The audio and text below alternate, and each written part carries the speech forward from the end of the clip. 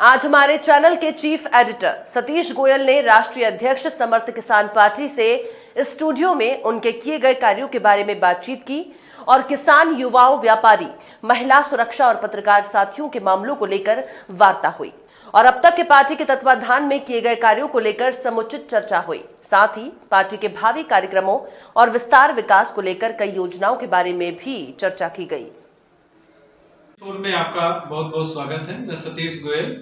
आज मैं आपको एक कौशाम्बी के अजय सोनी जी हैं, राष्ट्रीय अध्यक्ष समर्थ किसान पार्टी, और इनके आंदोलन की बहुत चर्चा जोरों पे है कौशाम्बी जनपद में, और इस समय ये अपने जिले से उठाकर मंडल लेवल पे काम कर रहे हैं।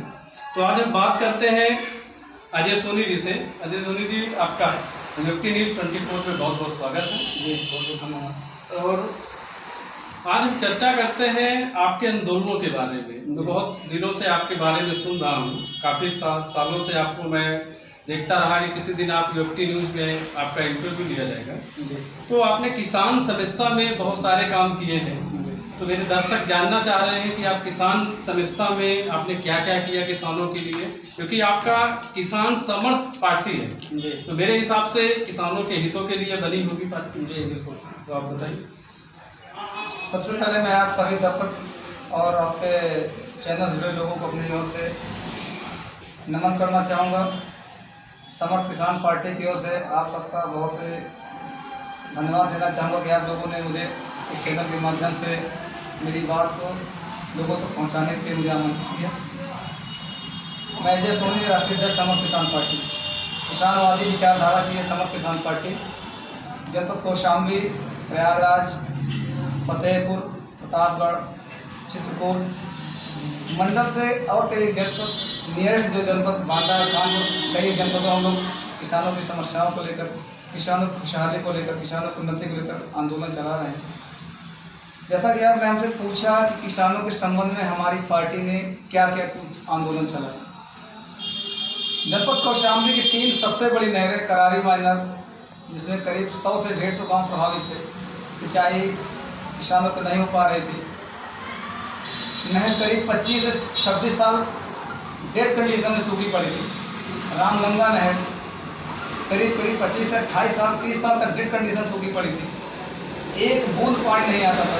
सोनारी माइनर 30 से 35 साल तक डेड कंडीशन पड़ी थी, एक बूंद पानी नहीं आता था। इन तीनों कौशाम्बी के प्रमुख नहरों में पानी लाने के लिए हमने जिला मुख्यालय मंझनपुर में कई महीने लगातार आंदोलन चलाया, और उसके परिणाम स्वरूप आज इन जनपद की हमारी 3 प्रमुख नहरों में व्यापक स्तर पर पानी का प्रवाह हो रहा है और किसान लाभान्वित हो रहे हैं। उनकी सिंचाई की समस्या का अस्थायी समाधान है।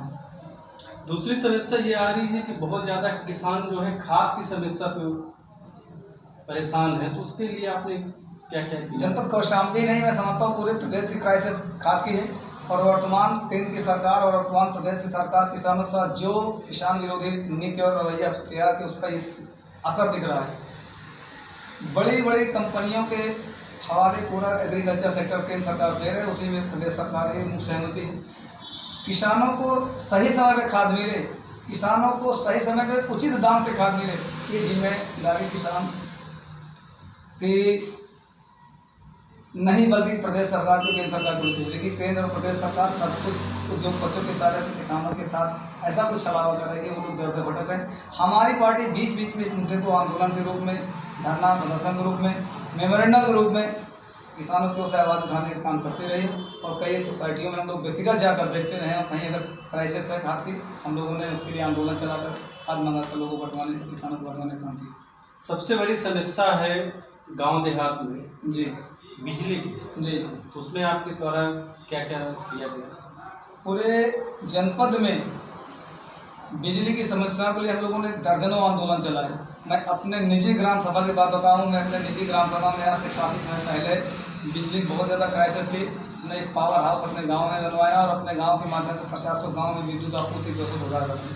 समय समय हमने जिला अधिशासी अभियंता विद्युत, अधीक्षण अभियंता विद्युत, जिलाधिकारी कौशाम्बी, मंडल के जो अधिकारी मुख्य अभियंता महोदय प्रयागराज, इन सारे अधिकारियों के समक्ष धरना प्रदर्शन, आंदोलन, भूख हड़ताल करके कहीं भी चक्का जाम करके हमने बिजली की समस्या के लिए व्यापक स्तर पर किसानों के लिए लड़ाई लड़ी और आगे भी हमारी पार्टी लड़ाई लड़ने का काम करेगी। दूसरी सबसे बड़ी समस्या हम बता रहे हैं आपको कि जब ये नोटबंदी हुई, नोटबंदी के बाद बेरोजगारी ज़्यादा छाई, हमारे युवा जो है बेरोजगार हुए, तो उस बेरोजगारी में आपके द्वारा कोई बेरोजगारों की लड़ाई के लिए समर्थ किसान पार्टी ने प्रमुखता से कई बार आंदोलन किए।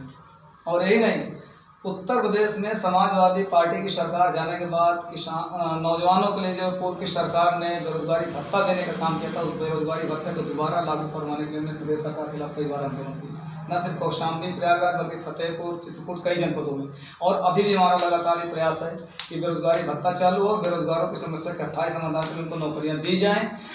संविदा पे उनको नौकरी न दे करके उन्हें नियमित रूप से नौकरी दी जाए, इसके हम लोग बराबर लड़ाई लड़ते रहेंगे। इसी में एक और बहुत ज़रूरी बात, महत्वपूर्ण बात जोड़ना चाहेंगे। संविदा पे चाहे विद्युत संविदा की बात हो, विद्युत कर्मियों की संविदा की बात है या स्वास्थ्य विभाग की बात है, कहीं भी हम लोगों ने इस मांग को बराबर लड़ाई के माध्यम से रखी है, उठाई है कि इनको नियमित किया जाए और इनका मानदेय बढ़ाया जाए, और जो भी रखे जाए उनको बार बार बदला ना जाए, क्योंकि यथावत नहीं रखा जाए। जो प्रैक्टिस करके आए शिक्षित होकर उनको बार बार बदला ना जाए। ऐसी बहुत सारी चीज़ें सिस्टम को बराबर आंदोलन चला।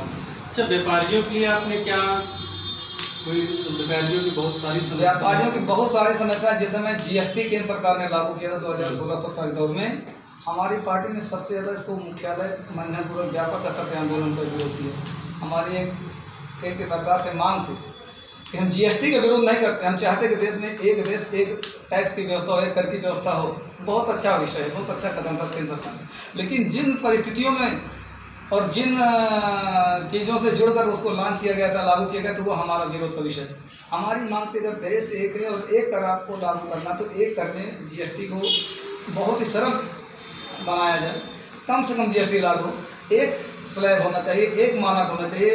8%, 16%, 18%, 22%, 28% के बजाय एक पर्टिकुलर एक मानक पे पूरे देश और पूरे व्यापारियों ने नियम लागू, इस पर हम लोगों की आवाज़ उठानी थी और हम लोगों ने आवाज़ उठाई, मांग रखी, और हम लोगों ने इसमें बहुत अधिक आंदोलन चलाए।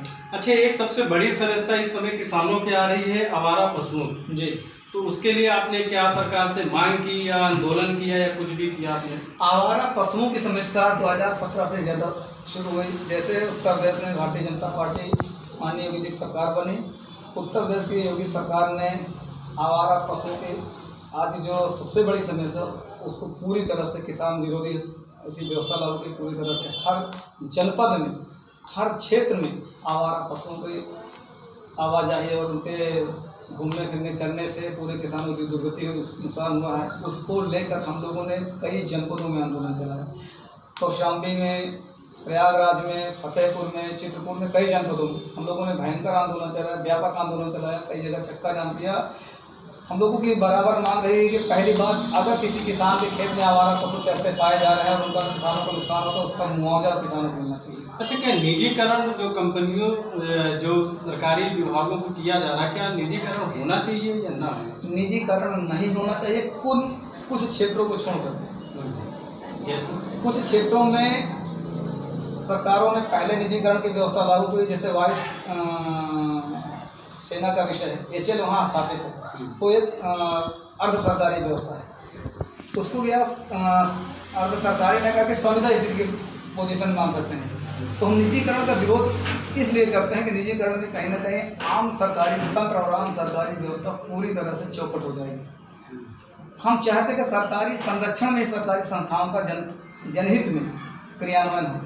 और जब हम निजीकरण की बात करते हैं तो निजीकरण में सरकारी तंत्र का जो सरकारी सिस्टम में संरक्षण होता है, वो सरकारी तंत्र में सरकारी सिस्टम का संरक्षण खत्म हो जाएगा, सरकारों का संरक्षण खत्म हो जाएगा, अप्रत्यक्ष रूप से उसमें जनता का संरक्षण खत्म हो जाएगा और सीधे सीधे वो उद्योगपतियों के संरक्षण में फले फूलेंगे। ऐसे आम जनमानस सबसे बड़ा एक मुद्दा और चल रहा है, महिला उत्पीड़न। जी, अभी हाथरस में हुआ, बलरामपुर में, कई ऐसे जगहों पे हुआ। अभी सबसे बड़ा मुद्दा आया कि एक भाजपा कार्यालय के सामने लखनऊ में एक महिला ने अपने आप को आग लगाई। उस पर आपकी क्या राय है? क्या उसके लिए महिला उत्पीड़न प्रदेश सरकार का बहुत बड़ा महिला विरोधी इस समय ये चल रहा है और उसमें मैं सबसे बड़ी महत्वपूर्ण बात बताना चाहता हूँ कि इसी एक मुद्दे पर उत्तर प्रदेश सरकार स्टेट में पावर में आई। महिलाओं की असुरक्षा पूर्व की सरकार पे भारी पड़ी और महिलाओं की सुरक्षा के मुद्दे पर, महिलाओं की अस्मिता की सुरक्षा के मुद्दे पर भारतीय जनता पार्टी ने 2017 के पहले बहुत सारे आंदोलन किए और उसको लाभ मिला। 2017 में उन्होंने से प्रदेश में सरकार भी बनाई। बावजूद उसके आज सबसे ज़्यादा, मैं तो कहता हूँ कई 1% डिग्री या परसेंटेज में महिलाओं की अस्मिता के साथ आज की सरकार के दौर में उत्तर प्रदेश में महिलाओं की अस्मिता के साथ खिलवाड़ हो रहा है और उनकी सुरक्षा के नाम के साथ सरेआम महिलाओं की आबरू लूटी जा रही है, सरेआम महिलाओं को जलाया जा रहा है, मारा जा रहा है, हत्याएं हो रही है। इन सब मामलों पे प्रदेश सरकार पूरी तरह से फेल हुई है और हमारी पार्टी बराबर इस मामले पे आंदोलन करती आई है। अभी हाथरस की आपने हाथरस का जिक्र किया, हमने जनपद कौशाम्बी में, फतेहपुर में, प्रतापगढ़ में, आपके चित्रकूट में, कई जनपदों में हमने इस मामले पे आवाज़ उठाई, आंदोलन किया और हम लोगों ने मांग रखी कि पूरी निष्पक्षता के साथ हाथरस कांड की जांच और जो भी दोषियों को समुचित कार्रवाई उन्हें मृत्युदंड दिया जाए। बहुत बहुत धन्यवाद आपका। आपने देखा है कि अजय सोनी जी हैं कौशाम्बी के लाल, मैं कहूँगा क्योंकि इन्होंने हर एक जगह पे हर लोगों की समस्याओं पे खड़े रहे, आंदोलन करते रहे, भूख हड़ताल तक की। अभी हमारे पत्रकारों के साथ अभी जो हत्या हुई उसमें भी इन्होंने पूरा सपोर्ट किया। इसके लिए मैं बहुत बहुत धन्यवाद करता हूँ और बहुत बहुत आप लोगों का स्वागत। बहुत बहुत धन्यवाद।